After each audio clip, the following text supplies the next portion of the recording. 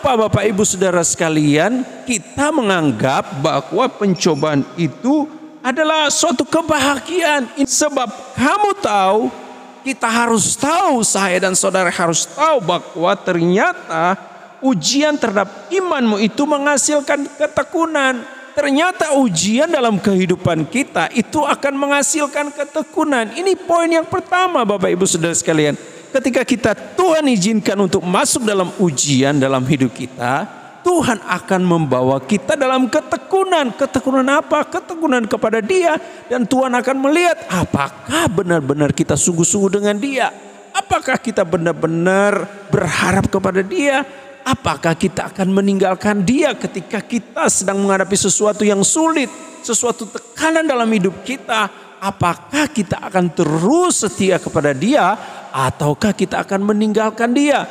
Nah, pencobaan atau ujian itu akan membawa kita kepada ketekunan. Nah, inilah yang akan menguji kita. Orang benar-benar yang melihat bahwa masalah dalam hidupnya itu adalah satu kebahagiaan, dia akan tekun kepada Tuhan. Kenapa?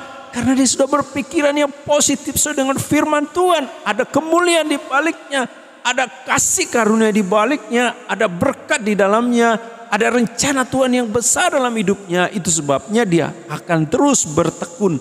Dan orang yang bertekun kepada Tuhan, Tuhan akan menyatakan kemuliaan dan berkatnya yang besar dalam kehidupannya. Ini poin yang pertama, mengapa kita harus merasa bahagia ketika kita masuk dalam pencobaan. Yang kedua dia katakan, dan biarlah ketekunan itu menghasilkan buah yang matang. Ternyata Bapak Ibu Saudara sekalian, mengapa kita harus menganggap itu suatu kebahagiaan?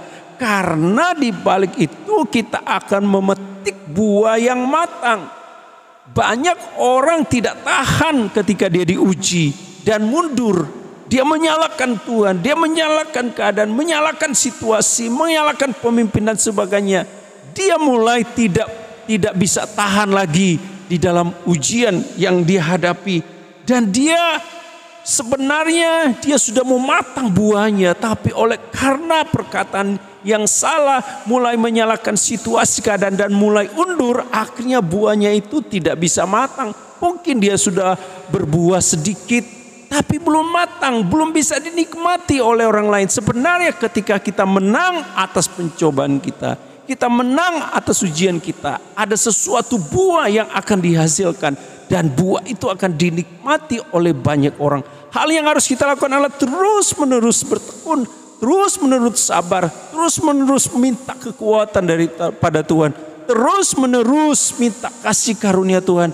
Karena kita tahu bahwa ada sesuatu kemuliaan Tuhan di balik semuanya. Nah, ketika hal itu terjadi, kita akan melihat buah kita matang Bapak Ibu Saudara sekalian.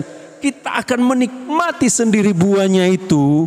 Karena buah itu matang, dan percayalah bahwa segala sesuatu yang Tuhan izinkan kepada kita itu Tuhan punya rencana, dan rencana itu tidak pernah gagal, dan rencana itu punya damai sejahtera yang dari Tuhan dalam hidup kita. Nah, ketika kita selesai dengan apa yang Tuhan izinkan, persoalan, ujian dan pencobaan dalam hidup kita, maka satu waktu kita akan mendapatkan buah yang matang. Dan buah itu kita akan nikmati, dan bukan hanya kita saja, orang lain itu juga akan menikmati. Orang di sekitar kita, keluarga kita, dan orang-orang yang lain akan menikmati buah hasil daripada ketekunan kita. Kalau kita sabar, kita terus bertekun, kita terus percaya, kita terus berharap kepada Tuhan di saat-saat kita mengalami kesusahan, ujian dan tantangan dalam hidup ini.